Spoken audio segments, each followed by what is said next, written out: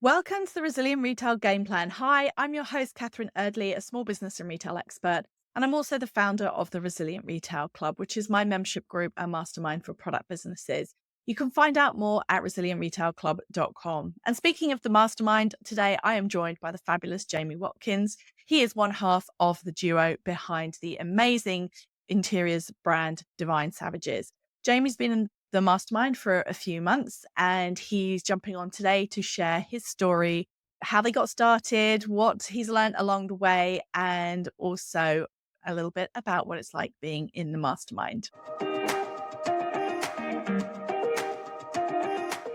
Welcome to the Resilient Retail Game Plan, a podcast for anyone wanting to start, grow, or scale a profitable creative product business with me, Catherine Erdley. The Resilient Retail Game Plan is a podcast dedicated to one thing: breaking down the concepts and tools that I've gathered from 20 years in the retail industry and showing you how you can use them in your business. This is the real nuts and bolts of running a successful product business, broken down in an easy, accessible way. This is not a podcast about learning how to make your business look good. It's the tools and techniques that will make you and your business feel good. Confidently plan, launch, and manage your products, and feel in control of your sales numbers and cash flow to help you build a resilient retail business.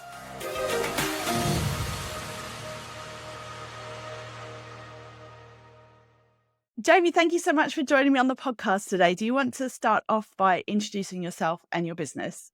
Yes, so I am Jamie Watkins, one half of Divine Savages, and we are, I guess you'd describe us as like a design duo. I run the brand with my husband Tom, and we specialize in creating lovely wallpapers and fabrics with kind of a bold aesthetic, as you can see. As you can see behind you, it's so beautifully illustrated. Yeah. So tell us a bit about how you decided to get started. What made you decide to start an interiors business, and what made you decide to do it together, I guess?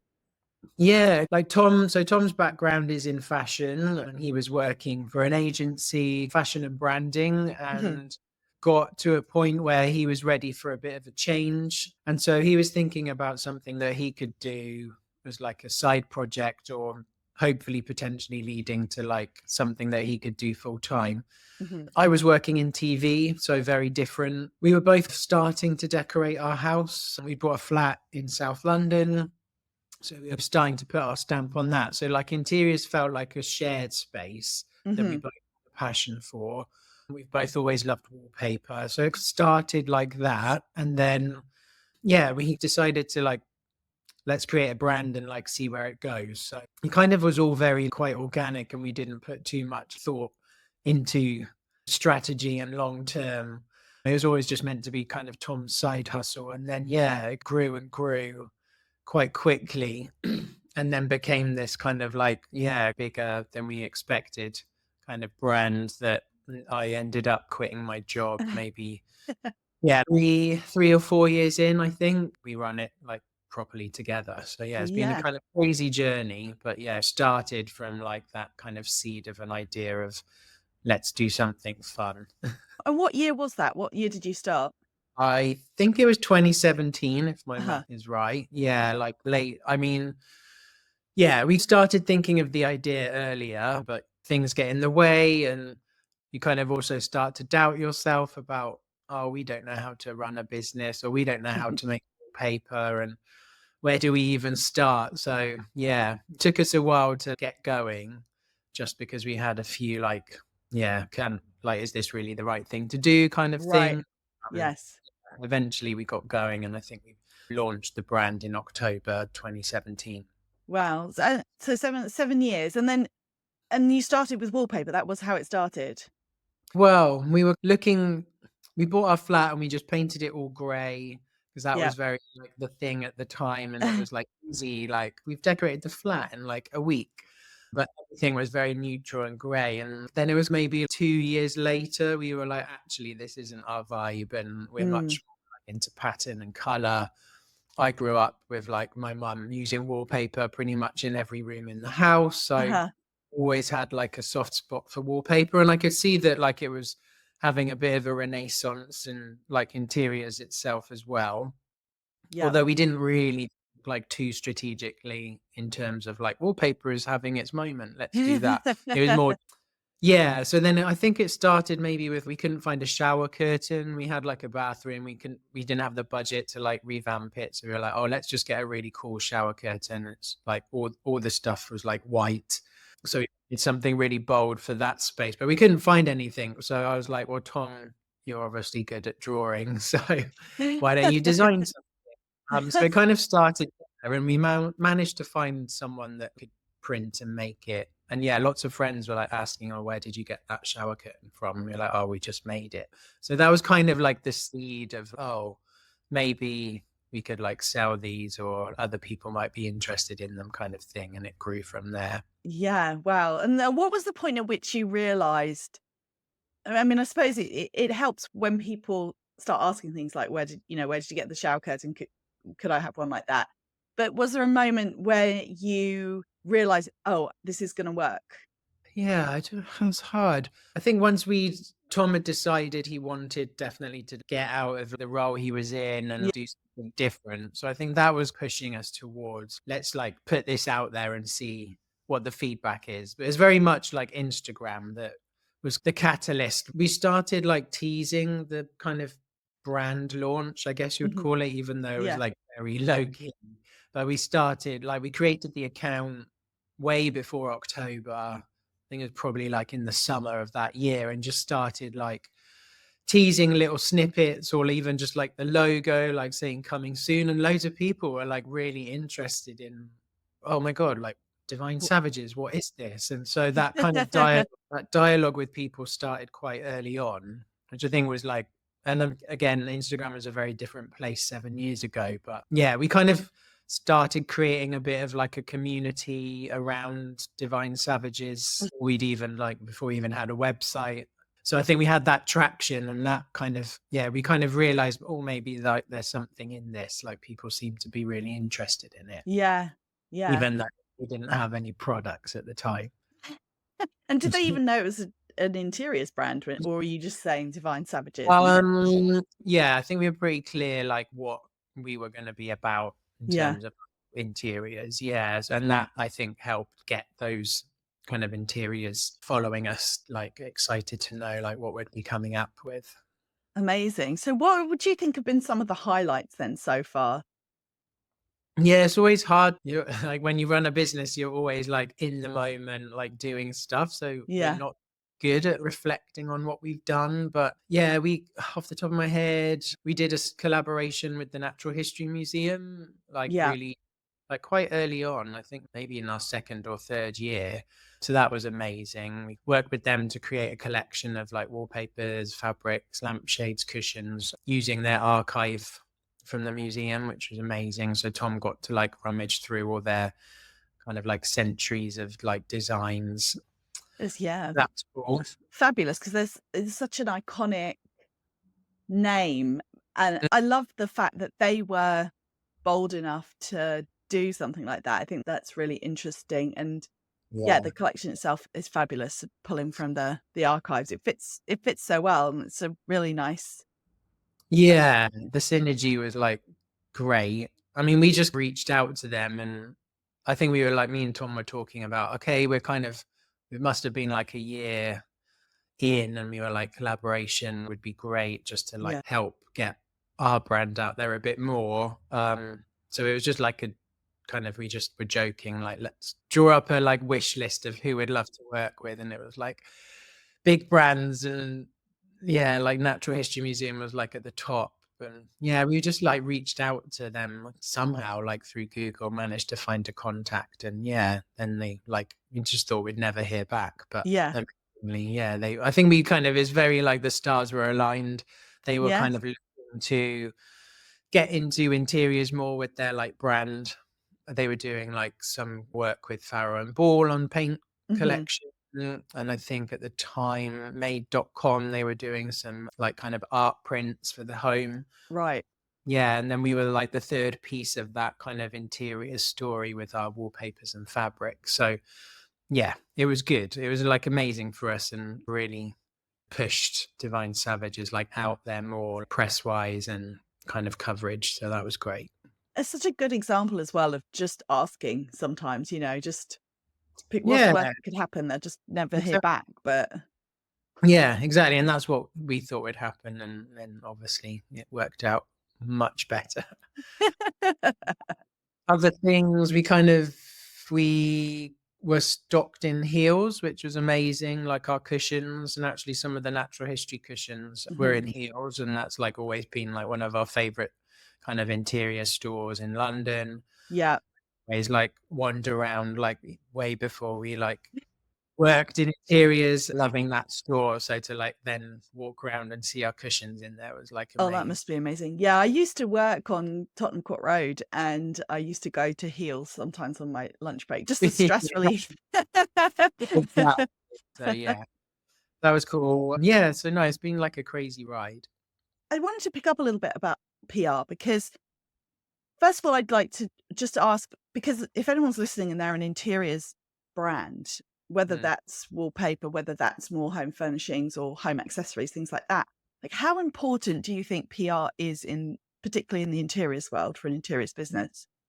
Yeah, I'd say like when we first started, it was all like PR. Oh, what actually is it? It was kind of this strange place that it's always a bit hard to like work out what's going on. But yeah, I think in interiors it is quite key. I think obviously there's a lot of like outlets, magazines out there in the interior space. So to get your brand in there, yeah, you just kind of need to be out there really. So yeah, Mm, I mean, we were quite fortunate. One of Tom's really good friends actually is in PR and interiors PR. So for right. us, it was quite an easy kind of conversation to have with someone we knew and trusted. And Yeah.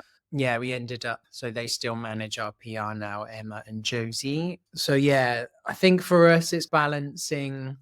I guess it falls in with like your advertising kind of area where you Yeah. obviously pay for it with your kind of like PR that's more just natural editorial. And I think you just need, for us, like we feel it's important for Divine Savages to be constantly in the press. So when Yeah. people are reading, they're kind of like, it's hard to quantify. Like I can't ever say that just because our cushion was featured in like Living Etc. Like we sold like 20 cushions off the back of it. It doesn't really necessarily work that way, but just brand reinforcement for us that when people then are ready to think about decorating their home, they've seen Divine Savages a few times in trusted kind of places, then they Yes. feel that connection with your brand. Yeah. No, and I think it's something very particular to the interiors as well, because it's a slightly different, well, it's definitely for something like wallpaper where you're Yeah, actually going to stick it to your wall. you know, it's a quite a long decision-making process, or it can be fairly long, and yeah, it's very considered. And I think it's always fascinating and important as a brand to be thinking about where is your customer when they're making these decisions. And with interiors, I think then the role of, like you say, like Living Etc. I only ever buy home magazines when I'm about to do something and redecorate a room or want ideas or something like that. You don't, yeah, I mean, I guess some people just buy them all the time because they love it. but, yeah, but for most people, it's very tied to the decision-making process. yeah, definitely. And I think, I mean, it's changed as well. There's like lots of more online sources and blogs, and Mm, every magazine has their like online equivalent, and yeah. is normally filled with like lots of articles to do with like SEO. I mean, we Yeah. get some like really funny like requests coming through for either quotes or images, and they can be like super like specific. And I Yeah. can't give an example off the top of my head, but like decorating with like wallpaper in like a closet or something. But obviously, like that's something that people are searching for online. So it's like great then for our brand to be in those search results. So Yes. they're quite quick and easy, like wins really for us. Yeah, yeah, for sure. So collaboration. So we talked about the Natural History Museum. You've done quite a few collaborations. Do they all come about fairly organically? As you said, with the Natural History Museum, you had a list, you had the people that they were the top of it. You reached out there and they responded. Is that Yeah. pretty much how most of your collaborations have come about? Yeah, I'd say most of them. I think for maybe in the early days, we were kind of like collab, collab, collab. It was like quite buzzword. People did reach out to us to collaborate. But I think as a brand, like you need to think like, why are we doing this and Yeah. what's the fit? And do your two brands have something in common, but also offer each other something else to push your brand into a new space? Yeah, so I'd like to say think about collaborations quite carefully in Hmm. terms of making sure it's like the right fit for you. Yeah, so I'd say most of them, yeah, have come like pretty organically, either us reaching out or kind of people finding us through Insta. And yeah, I think going forward, yeah, we're always open to collaborations. We love doing it. It's just now, luckily, they're tending to get a bit like bigger in terms of like scope or the brand. So it's more time from our side. There's limited hours in the day. Yeah. So now we're having to plan it out a little bit more. So we're actually working on something for, well, it will come out in like summer 2026, I think. Wow. That's actually like the process behind what we're collaborating on takes a long time. So there'll be lots of like work in between them, but the actual product probably won't be out till 2026. And then another one, which is that should be next year. So yeah, it's kind of like keeping us busy and we'll try and drop in like something else in between. Yeah, yeah, yeah. That's such a good point. Thinking about it strategically, but Mm. yeah, but just not being afraid to just reach out if you see people that you do think would be a Yeah, perfect fit. yeah, definitely. And I think Instagram for us has been like a massive, that's really where we've made all of our kind of connections with Mm. like even influencers or bloggers or like people in that interior space very early on. When I said we were like teasing our launch, we're really lucky that like people like Kate Watson Smythe and Sophie Robinson, Mhm. like two really big kind of people in the interior space on Instagram started paying like attention or interest in what we were doing. And Yes. once we did launch, they shared some of our images on their feed or stories, and that really drove a lot more people to us. And yeah, anyone starting out, just start like connecting with people like on socials that you are like fans of or like respect or inspire you or that eventually you'd love to connect better with, and just start that kind of networking, I guess, Mhm. like at least like social networking, No, totally. media networking, like early on. 'Cause it Yeah. And I think it's interesting because obviously what you were doing, well, you have a very defined aesthetic. You know, it's you and quite a clear handwriting. When you see something, it very much says Divine Savages, right? You know, it's so there will be people who will absolutely love that and respond to that. And then there's going to be the minimalists of this world who that's just not ever going to be their thing, right? And I suppose the kind of clearer you are about who you are, the more you'll attract the people who love it, which is, yeah. yeah, what you need.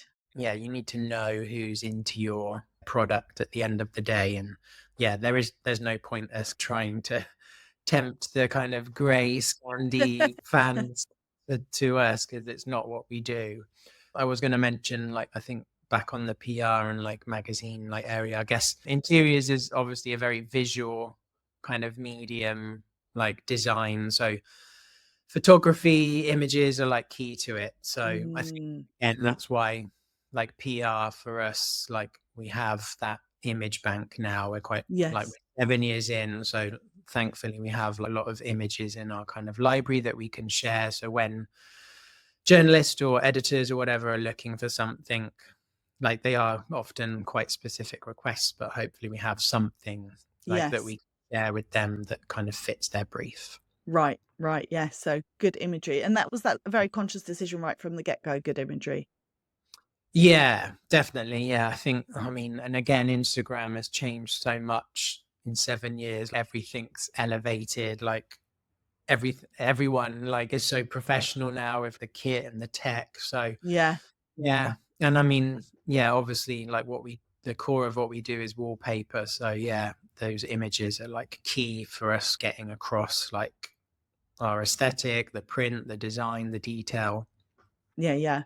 No, I think that's so important. I think if you are going to make PR part of your strategy, then that imagery is really crucial, isn't it? Yeah. And just also making it easy for the journalists and the writers that are creating those articles. At the end of the day, I think they just want you need to make their life like as easy as possible because they're so Yeah. busy and they get so many requests. So if you've got, even if it's just like a Dropbox, but really lovely organized folders with whatever it is like that your brand does, but just make it like super clear. So like we have living room, dining room, kitchen, like folders. And also it makes our PR team's life easier. If they get a request for kitchen, they know they can go straight to that folder and that's all our kitchen imagery. And then they can pick through that, this most suitable kind of images for that request. Yeah, yeah. And I'm sure it makes a difference. I mean, I think about, even my sort of very limited what I do for Forbes where I'm writing. If I send out somebody a request to say, can you give me a quote on XYZ? And they immediately, they write back very promptly and give me something useful, then definitely guarantee that next time I need something along those lines, then I'll think of the person who was super helpful and Yeah. gave me what I needed, as opposed to someone who didn't respond or took ages to respond or didn't follow the brief. And I'm sure it's the same with magazines, right? If they know that you've got beautiful imagery and you're super helpful and you make their life easier, then why wouldn't they lean on what you're doing and come to you again and again? Yeah, exactly. Yeah, now we've like built up like a dialogue through our PR team as well that also that's a strength that they bring to the table. They know they can come to us and get like something really quick. And they're often like working to deadlines. So yeah, Yeah. they can rely on us. Fantastic. So talk a little bit about the challenges then. So we talked about the kind of the high points. What have been some of the challenges of building a brand over the last 7 years? Yeah, as I said, Instagram was like an amazing platform for us when we launched 7 years ago, but it was Hmm. very much like just photography, image driven, and obviously cut to 2024 and it's way more like video focused and the Yeah. algorithm is always changing. And we were very lucky, like we grew on Instagram quite quickly. 7 years ago, it was a lot easier to like more people saw your posts and gained more followers. And we've got a really strong like baseline now of like over 100K, which is amazing. It's so hard to grow now. Like we Mm. very like smaller numbers compared to like kind of 5-7 years ago, but also it's an evolving platform, and so it's great. And like new features come out, so I think like you just need to embrace those as much as like some people kind of like moan or don't like change, oh they're changing it again. But if like they add those new features, so like use them, and because then if you do, the algorithm is going to notice that and push your content out more. So like as an example, like the notes feature is quite new and not Yeah. many people are sure like, oh, why is it like, how's it different to like just commenting and stuff? But we've like experimented a bit and actually posts where we've encouraged people to like use the note function have like done significantly better than just a Oh, normal post. So yeah. yeah, just like riding with the changes really and embracing them. Yeah. And then, yeah, other challenges. I mean, as we've grown, I mean, we started the brand and we were running it out of our house initially. Yeah. The spare room became like the stock room. And we were like shipping everything ourselves. But yeah, it kind of got to a tipping point where like we couldn't manage that anymore. And I was still working kind of full time in TV then. Oh, So wow. so that was fun. So yeah, we kind of switched to a fulfillment kind of company who've been really great actually. We're still with them now and they manage all of our stock and like holding stock and shipping. But there's still challenges in making that as efficient as possible. And then obviously why we ended up speaking together was like stock management for us Yeah. because it's over there in this warehouse, like somewhere. It's like I really get involved in. So it got a little bit unruly in terms of just the amount of stock that we had and Mm. on top of that. So that's always a bit of a challenge when you, I guess, running it remotely. Not Yes. It's not a physical thing that you see. It's just like in a spreadsheet. So Yeah. um Yeah. yeah, that's It's kind of why a lot of over the years, big retailers, they always love to send the product teams to the warehouse to physically see Yeah, things. exactly. I know. I should probably do a trip. I'd be horrified. And it was Uh, always like the walk of shame where something that you'd overbought would be like the beat you'd walk past 6 rows of it. And you think, okay, all right. that. It's like part and parcel of running your own business. There's always going to be challenges, but that's kind of why we love it at the same time. Yeah, for sure. So, yes, you mentioned that you're in the mastermind, and obviously you've been in the mastermind for a few months now. So, yeah, I'd just love to hear into your words how you found that and how that's helped with the business. Yeah, I mean, it's been great for me. Like the key thing was like just trying to get on top of a bit more processes Mm, because again, I'm not coming from a business background and Tom is very creative. mhm, He just kind of manages all of that side. And then my role earlier on was just like helping out on bits and pieces. And then obviously that's grown because those mhm. bits and pieces, Got um, bigger. a lot to manage. So yeah, I kind of really was looking for just a bit more, yeah, like insight and expertise on, yeah, how to like manage those processes that we didn't necessarily have in place from the get go, and just thinking more, yeah, just about like actually how to like keep on top of your business, how to better track things, whether it Yeah. be just more simple things like kind of forecasting and sales forecasting to, yeah, stock management and what to do better and how to like keep on top of things. So it's been super useful from just those like key things for us. Yeah, I mean, I always say that, most people start product businesses because of the love of the product, which is exactly as you said. It was something that you'd seen a gap in the market, and Tom obviously had his background, and it lent itself to creating something unique. People have responded, and it's grown brilliantly over 7 years. And then it's like, I'm not saying it's quite so much the case in your case, but sometimes people say to me, well, like I accidentally started a business, or it can feel a bit Yeah. like that you go, oh, hang on a minute. Oh, there's all these other things as well. So it's really great. It's always fabulous to work with people who are at that stage where you've grown. And then it's like, I always like the phrase new level, new devil. It's you get to a certain, when you're Yeah. first starting out, you think it's all about growth, which obviously is very important. But then you get to a certain point where you're like, oh, right, okay, what got me here isn't going to be what gets me there. So yeah, and Yeah. it's all fantastic to take that time and put those pieces into place, as it were. So you've shared some really great tips actually for people who might be, especially in interiors and thinking about how to build collaborations and PR. But is there anything else that either you would recommend to someone who's maybe a bit earlier on in the journey, or maybe something that you wish that you'd known?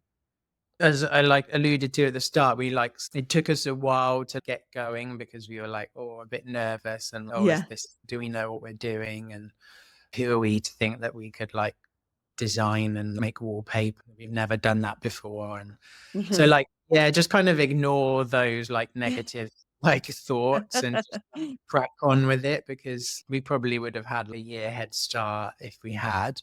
Mm, Uh, so yeah, it's like just if you've got an idea and you're passionate about it, just kind of go for it. go for it, launch it, and then you can always like you'll find the answers like in the moment. Really, we were out there, and then it's if we needed to solve a problem, like we just had to get on with it then because we couldn't like ignore it. Yes. Again, like if you're like ready to go, but just look at other people like in that space and see what, not as a kind of not to copy or like in, but more of a like inspiration and just see Yeah. what they're doing like well. And it's really insightful to like learn from other people in that like similar space to you, just to see how they do it. And yeah, you might find some answers there. Like I think very like especially in the interiors world, people are like very open, and Tom Mm, came from a fashion background where it's quite closed, and like people necessarily between like businesses and brands would like never like dream of sharing like contacts or anything. But we yeah. were like amazingly surprised at like how open like people on Instagram were, and like supportive, and oh, you need to speak to like you need that, oh, you should speak to this person. Oh, And wow. yeah, Yeah. like very like open in terms of like sharing. insight. So never like, don't be afraid to like ask other people. If you've got like a connection with them already, yeah, if you have a question, I'm sure they'd be happy to help. And do you find as well, just working with Tom, I mean, it seems pretty clear, pretty well defined, so that he does the more creative element and you're doing the business and the business development. But is that something that you find that you've had to kind of, it's evolved over time, you've had to keep discussing, negotiating, or has it always been pretty much clear cut? Yeah, we've been quite lucky. Like, yeah, it's been pretty clear cut from day one, really. I don't come from, I'm creative in ways, but I could Yeah. never create a wallpaper or an art print or whatever. So that's very much his Yeah. like role as like creative director, and he does all of that. He's in charge of all of that, the imagery and stuff. And then I guess I'm more like, yeah, like business and brand kind of director, kind of, yeah, works that way. I get on with what I need to do in terms of like business operations, but then also like pushing the business forward and, yeah, getting the brand out there, working with other people, like networking, that kind of thing. It does work well. We just get on with what we need to do. Yeah. And talk to each other when we need to. And what's next? What's the 2025 plans for Divine Savages? Yeah, I mean, what is going on? So yeah, I mean, we've got like these 2 collaborations that are like super exciting, and yeah, watch this space to like find out more. But that will be keeping us busy for the first half. Part of one of those will be like a new collection, but with this brand. So that's exciting. So we're probably the first quarter will be like developing that in terms of sampling colorways, making sure all of that's ready to go in spring, hopefully. We have our showroom here in Bath, so that's always like evolving. We're building our kind of trade. So working with like interior designers and architects, and we want to focus obviously like spring as like new year, like lots of projects get underway in residential, like obviously like commercial and hospitality carries on like throughout the year, but we'll be targeting like those residential projects that like people are starting to think about DIY, and yeah, working with our trade partners to like make sure Divine Savages is in the mix. So that will kind of be the first half of the year, really. Fantastic. And if anyone's planning a home project and wants to go take a look, where can they find out more about you? Yeah, so divinesavages.com. You can kind of browse all of our like collections on there. But if you're in the Somerset area, then yeah, we're in Bath at 5 Margaret's Buildings at the top of town. So come and say hi. Thank you so much for listening. Do go check out divinesavages.com or go check out their Instagram if you want some serious interiors envy, as well as heaps of inspiration for your next project. It is an absolutely stunning brand, and great to have Jamie on with me today. If you want to know more about the mastermind, then check out the link in the show notes. It will take you to the website where you can find out more and book a call to have a chat. Otherwise, if you have a moment to like and review the podcast, it makes a huge difference, as well as rating it if you can. And if you like, follow, subscribe, whatever it's called on the platform you listen to, you'll be the first to know about each new episode, which comes out every Thursday. And I'll see you next week.